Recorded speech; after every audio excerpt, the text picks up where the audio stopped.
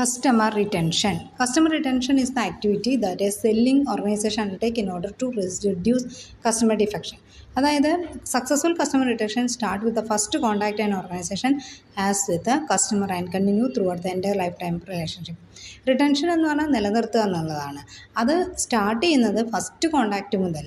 Front line officers കസ്റ്റമേഴ്സുമായിട്ട് first contact ചെയ്യുന്നത് മുതൽ എന്ത് ചെയ്യുന്നു, അവർ ലൈഫ് ടൈം റിലേഷൻഷിപ്പ് കണ്ടിന്യൂ ചെയ്യുന്നു.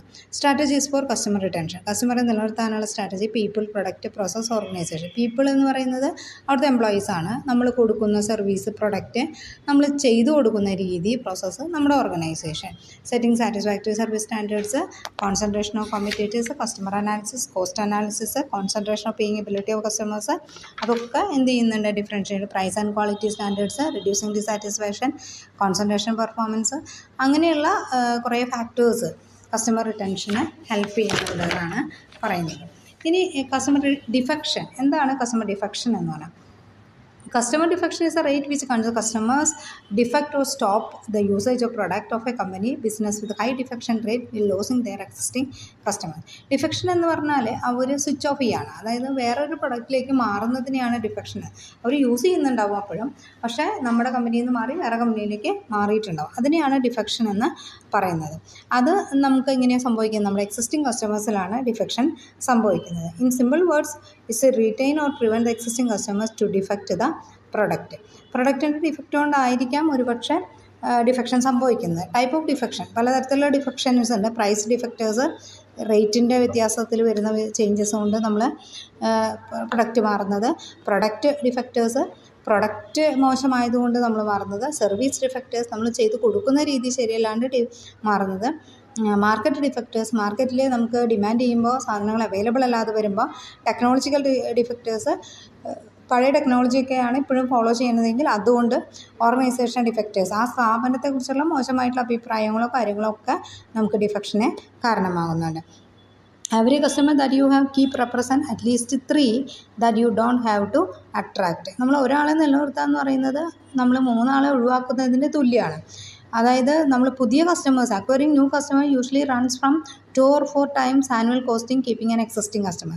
അതായത് ഒരു കസ്റ്റമറെ നിലനിർത്തുക എന്ന് പറയുന്നത് പുതിയ 3-4 ആളെ കൊണ്ടുവരുന്നതിനേക്കാൾ എളുപ്പമാണ്. അതായത് എക്സിസ്റ്റിംഗ് കസ്റ്റമേഴ്സിനെ നിലനിർത്തുന്നതാണ്.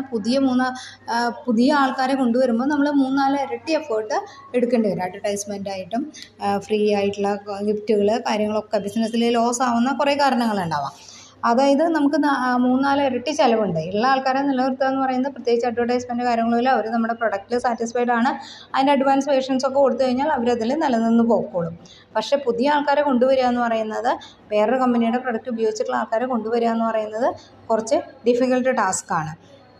അപ്പോൾ it is estimated that most companies spend about 98% in there rating problems. നമ്മൾ ഫോണിൻ്റെ കേസിലൊക്കെ സിമ്മൊക്കെ എടുക്കുന്ന സമയത്ത് ഒക്കെ ഉള്ള കേസിൽ കസ്റ്റമർ ലൈഫ് ടൈം വാല്യൂ ഒക്കെ പറയുമ്പോൾ നമ്മൾ പറഞ്ഞിട്ടുണ്ട്.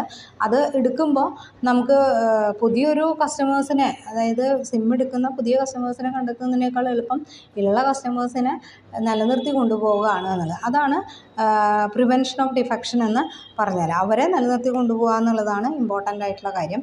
അതാണ് ഇവിടെ പറയുന്നത് പ്രിവെൻഷൻ ഓഫ് ഡിഫെക്ഷൻ എന്ന് പറയുന്നത്. അതുപോലെ തന്നെ 98% ആൾക്കാരും റിയാക്ട് ചെയ്യുന്നത്, അതായത് നമ്മൾ എങ്ങനെയാണ് ആ പ്രോബ്ലത്തിനോട് നമ്മൾ റിയാക്ട് ചെയ്യുന്നത് അതിനനുസരിച്ചാണ് അവർ ബിഹേവ് ചെയ്യുന്നത്. നമുക്ക് പറഞ്ഞു ഒരു പ്രൊഡക്റ്റ് ആകുമ്പോൾ അതിൽ ഡിഫക്റ്റുകൾ ഉണ്ടാവാം, പക്ഷേ അത് നമ്മളെങ്ങനെയാണ് അതിനോട് പ്രതികരിക്കുന്നത്, ആ പ്രതികരിക്കുന്നതിനാണ് കുറച്ചും കൂടി ഇമ്പോർട്ടൻസ്.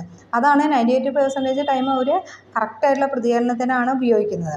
പിന്നെ അവരുടെ ഓരോരുത്തരുടെയും വീക്ഷണകോൺ വ്യത്യസ്തമായിരിക്കും. കസ്റ്റമേഴ്സ് വാണ്ടേജ് പോയിൻ്റ് അത് വ്യത്യസ്തമായിരിക്കും. അപ്പോൾ ചിലർക്ക് ഇഷ്ടപ്പെടും, ചിലർക്ക് ഇഷ്ടപ്പെടില്ല. പക്ഷെ അതുകൊണ്ട് അവിടെ മെയിനായിട്ട് ചെയ്യേണ്ടത് അതിനനുസരിച്ച് റിയാക്ട് ചെയ്യുകയാണ് വേണ്ടത്. അപ്പോൾ അതാണ് ഡിഫെക്ഷൻ ഒഴിവാക്കാൻ വേണ്ടി, പ്രിവെൻറ്റ് ചെയ്യാൻ വേണ്ടി നമുക്ക് ചെയ്യാൻ പറ്റുന്നത് റിയാക്ഷൻ ടു പ്രോബ്ലംസിനോട് കൃത്യമായിട്ട് റിയാക്ട് ചെയ്യുക എന്നുള്ളതാണ്. ഓക്കെ.